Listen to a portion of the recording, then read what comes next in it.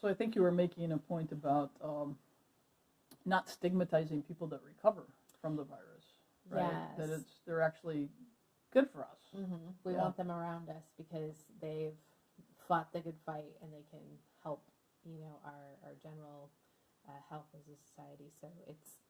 So we need healthy people to go through that process so that we can combat it and so it won't become another pandemic. Yeah, another way, of course, to get immunity in the population is to vaccinate, but we don't have a vaccine yet. I just read today that there's over 20 different ones being developed globally, but I think even on a accelerated and yet safe timeline to actually go through the clinical phases of trials, that's probably a year off at least.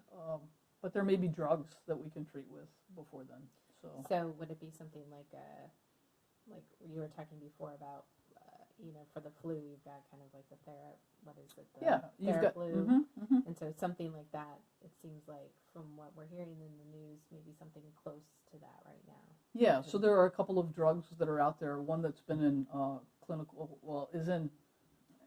it's sort of in an emergency type trial, but it's in Japan, it's in China, in the U.S., and I think also in Canada. But that's not in the same form as like Tamiflu or oseltamivir. You can't just take a pill. This is administered IV, and so right now it's really only in the pretty sick people that it's being tested. But if it shows good progress there, then they might figure out another way to deliver it. They might be able to figure out a way to deliver it orally or some other through a shot or something. But yeah, that's and then there's the chloroquine, which is the malaria drug, and there's some speculation that chloroquine might have an effect in lessening the severity of the disease if you administer it at the right time in the right dose. That again, that data is not there; it's not concrete. We don't have proof that it will, but there's some speculation that it might. Okay. So, is that where we were? Yeah, I think okay. so. Okay, I think good. so. Well, this is, in one sense, very sobering, to be in this place right now. But I think it's also a time where we can really, for me, be in this moment. I always, I thrive on change. Not that this is the kind of change that I want or ask for, but I think it gives us an opportunity to really, not taking things for granted, to be, grateful for, so much that we do have. And secondly, just to become innovative and think about doing life in new and different ways and how to care for those outside of, like for me, I'm a very healthy person, so I'm trying to think about all those in my, community who are vulnerable and what things can I do to help them, through this time to protect them, to keep them safe. And that includes keeping my family away from them sometimes to, whether it's running errands for them because I'm not as at risk.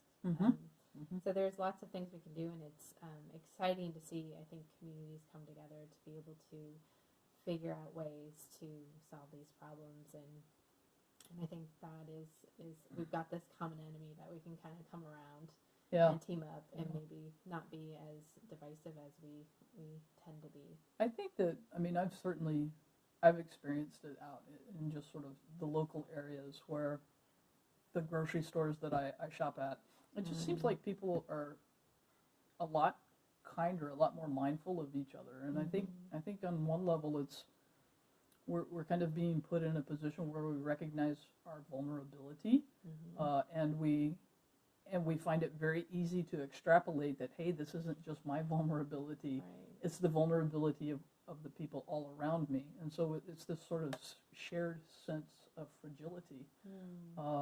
And I actually think that's, on one level, that's kind of healthy. And I think it invites us, like you were saying, to be just mindful and recognize that we can actually do actions because we wash our hands and because we practice, good personal and environmental hygiene, that we can actually serve one another in a time where people might be fearful or isolated, and yet do it in a way that's really, really responsible.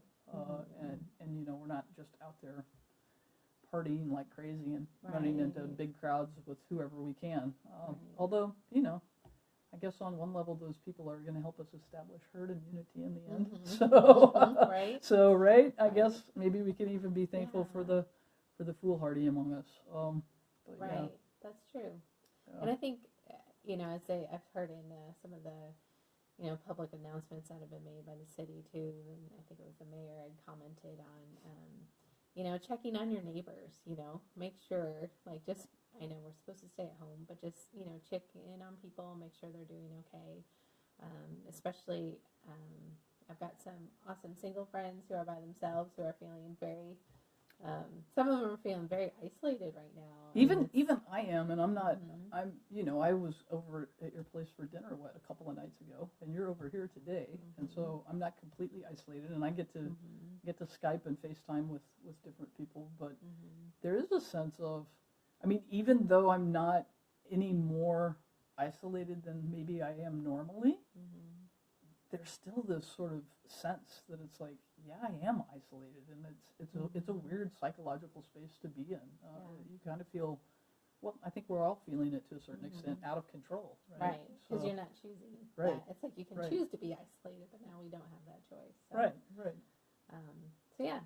So I may have to change my koozie. I may have to change it from I can't people today to I want to people today, right? So we'll get you both. So get me both so I can just wear my emotion on my koozie. Yeah, definitely. That's good stuff.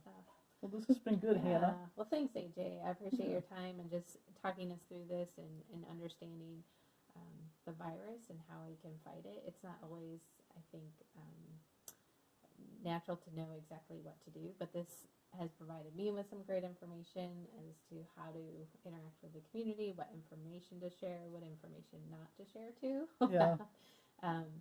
I heard something on the news this afternoon, and I think it's worth repeating. It was a pastor from a Baptist church in Texas, and he said, now is a great time for us to be fearless, but not stupid. I thought, man, that's great advice. Be fearless, but not stupid, right? So, yeah. You can use your brain. So, thank you for using yours and sharing that information with us.